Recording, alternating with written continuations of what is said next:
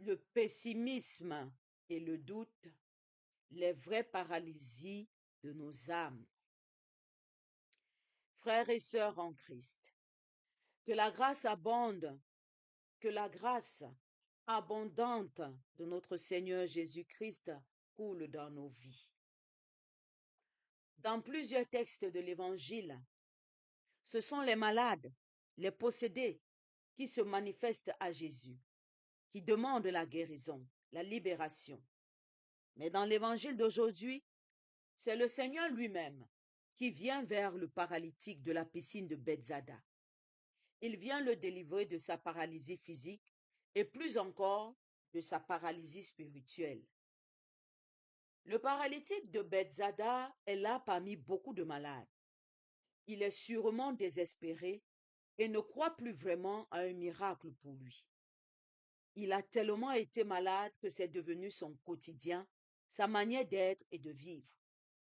Il est resté à cet endroit, a vu de nombreuses personnes obtenir la guérison et il s'est dit que Dieu l'a oublié, que les autres ont plus de chance que lui. D'ailleurs, quand Jésus lui demande s'il veut être guéri, sa réponse, c'est une plainte sur son mauvais sort et non pas un oui, je veux être guéri.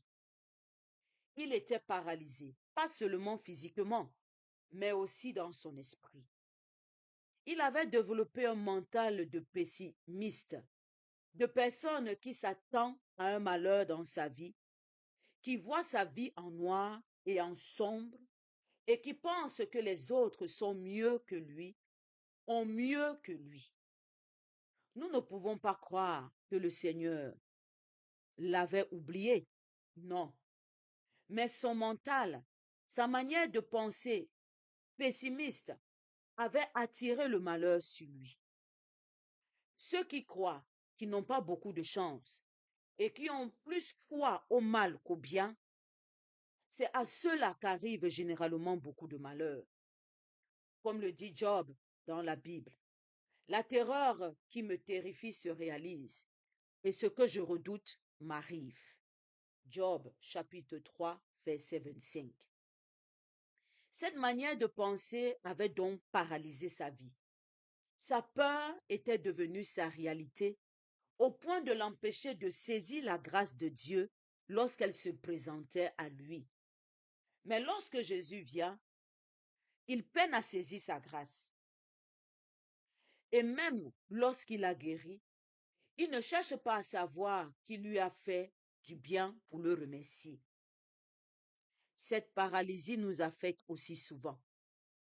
Parfois, nous regardons le bonheur des autres et nous voyons des personnes avoir des choses que nous n'avons pas et nous nous plaignons du Seigneur. Nous commençons à penser que nous sommes oubliés de Dieu, que nous n'avons vraiment pas de grâce. Nous oublions tout le positif pour ne voir que le négatif.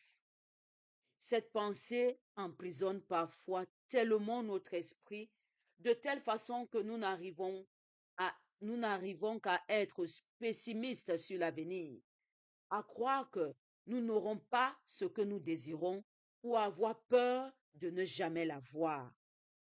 Cette manière de penser égoïste qui nous tourne vers nous-mêmes et nos souffrances nous empêche de les donner à Dieu avec confiance.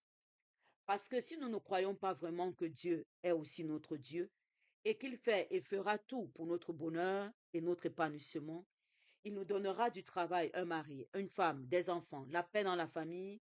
Comment fera-t-il?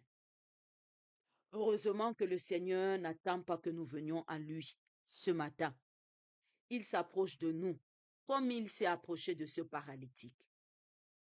Il nous invite à lui offrir toutes ces paralysies de nos vies, ces défauts, ces peurs que nous avons intégrées, ces situations inconfortables, ces maladies, ces circonstances de vie, ces souffrances que nous avons fini par accepter et intégrer dans nos vies en nous disant que le bonheur n'est que pour les autres. Il nous invite à lui faire confiance, à nous lever, à prendre notre brancard et à marcher dans la confiance que le meilleur reste à venir, à marcher dans l'assurance que Dieu est avec nous et qu'il interviendra pour nous. Il connaît nos besoins et se hâtera de nous exaucer si nous mettons toute notre confiance en lui. Revenons donc à nous-mêmes. Quel domaine de notre vie est paralysé et a besoin de la guérison du Seigneur? Dans quel aspect, quelle zone de notre vie avons-nous besoin d'être délivrés du péché, du pessimisme, de la plainte et du doute? Prions. Père d'amour, délivre-nous de toutes les pensées qui nous font obstacle à notre foi et à ta bonté. Que le désespoir et la résignation quittent notre cœur pour laisser place à la foi et à l'optimisme. Par Jésus le Christ notre Seigneur. Amen. Loué soit Jésus-Christ à jamais. Bénissons le nom du Seigneur. Nous rendons grâce à Dieu. Amen.